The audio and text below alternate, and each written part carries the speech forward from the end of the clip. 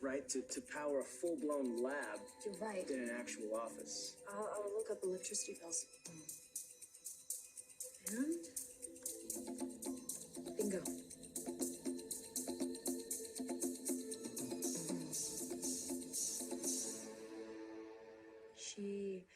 She must have read the text because she knew about the rooftop, and she'd set the whole thing up. And when I got there and she saw me, she lost it. And I can't even tell you the things she called me, but the nicest one was homewrecker. And I should have just turned around and left, but I was so stupid. Young. You were young. Anyway, I don't know why, but I tried to explain to her that he was unhappy with her and that he loved me and that he was going to divorce her and marry me. And she just looked right at me and said, "He's mine." And then she slapped me. She never said she loved him. Just, "He's mine."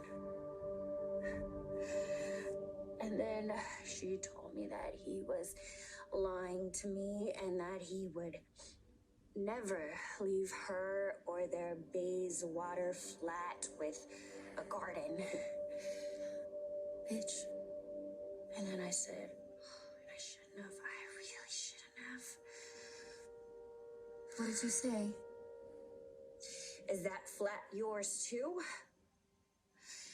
And oh God, Allie, she lost it. She charged me like a rocket, and I tried to get away.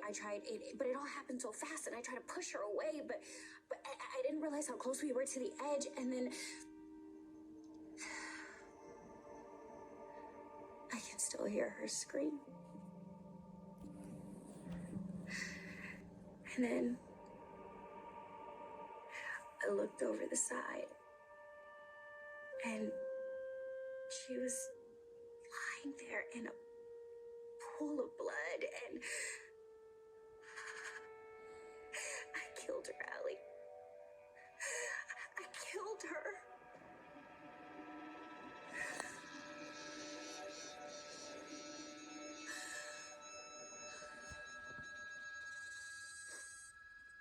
My mother was the strongest, smartest woman I've ever known. She was the reason I became a lawyer. I always wanted to be just like her. I was actually in law school when I got the call. They said she'd killed herself, which didn't make any sense. But then my dad called and he said it was true. What exactly did he tell you? That he told her he wanted a divorce and she couldn't take it, so she jumped off a building. But again, didn't make any sense because she's a fighter. She would never do that. So your father never told you about Chanel? Oh, you mean his side piece? Watch it. No, he didn't share that part of the story with me. And when he resigned his position, I thought it was because he was grieving. Of course, now I know the truth. And when he stopped working on that novel that he always talked about, he started drinking himself to death. When you first started to blackmail me, I looked into his whereabouts. I saw that he died a couple years ago. When he was dying, he took my hand and he told me that my mother hadn't really killed herself. It was at his funeral that I decided to find out what had really happened. Which is when I found out that your precious little Chanel had killed my mother.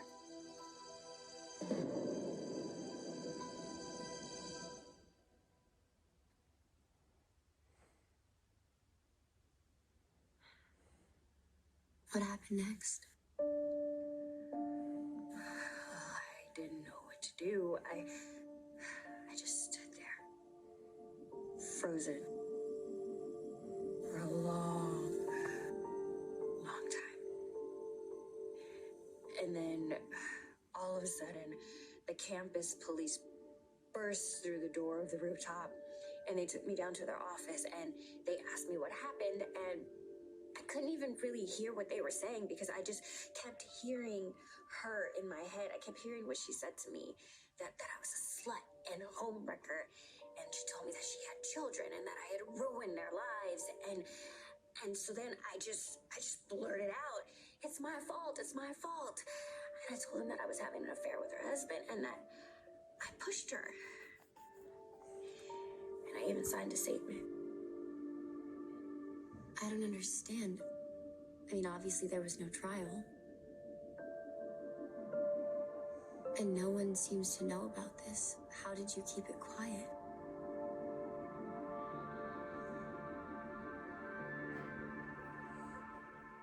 Are you at all interested in the truth, or do you just want to be a self-righteous victim?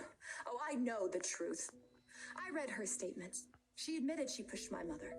Well, she admitted she pushed her only to protect herself. Well, she didn't lure your mother to that roof. She didn't lunge at your mother. If it was self-defense, why did you cover it up? You hid the evidence, the surveillance photos, the report. Not to mention the hush money you gave the school.